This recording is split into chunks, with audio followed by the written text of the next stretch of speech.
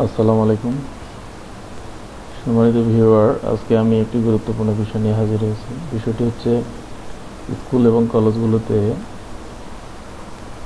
পরীক্ষা যে সকল বিষয়ে বহু নির্বাচনী প্রশ্ন রয়েছে, বহু নির্বাচনী প্রশ্নের জন্য আলাদা উত্তরপত্র হিসেবে ওএমআর ব্যবহার করা হয়। এই ওএমআর অনেক সময় বাজার থেকে কিনে আনতে হয়। বাজার থেকে না কিনেও আমরা চাইলেই প্রতিষ্ঠানে নিজেরা তৈরি করতে পারি।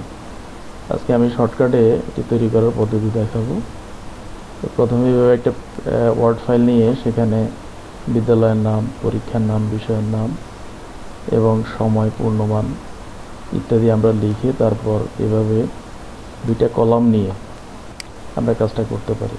তো এখানে আমি কিভাবে ওএমআরের অপশনগুলা, উত্তরপত্র অপশনগুলো ক্রিয়েট করা হয় সিরিয়ালি 1, 2, 3 এভাবে 30 বা 50 পর্যন্ত, এবং প্রত্যেকটা প্রশ্নের 4টা যে option A, B, C, D অথবা ক, খ, গ, ঘ ইত্যাদি ক্রিয়েট করা হয়, সে বিষয়টা আপনাদেরকে একটু দেখাচ্ছি। যেমন আমি 1 নম্বর সিরিয়াল দিলাম।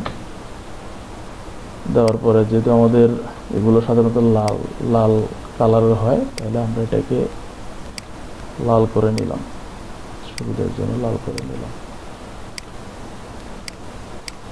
তারপরে আমাদেরকে প্রথমে টাইপ করতে হবে 24D0 স্পেস দিয়ে এবার এটাকে আমরা সিলেক্ট করব, সিলেক্ট করে অল্টার এক্স, তাহলে আমাদের এই অপশনটা চলে আসলো। তারপরে আমরা বি অপশনের জন্য আবার 24D1, তারপর এটাকে আমরা কন্ট্রোল এক্স করলে বি হয়ে যাবে। এরপর সি এর জন্য 24D2, দেন কন্ট্রোল এক্স, 24D3 সিলেক্ট করে কন্ট্রোল এক্স, তারপর আমরা এগুলোকে সিলেক্ট করে রেড কালার দিয়ে দিব।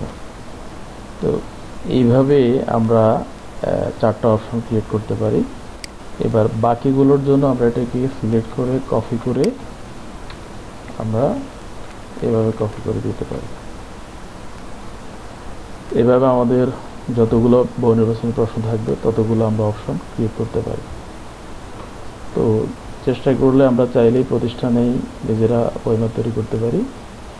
সবাইকে ধন্যবাদ। আবার অন্য কিছু নিয়ে পরবর্তী ভিডিওতে হাজির হব।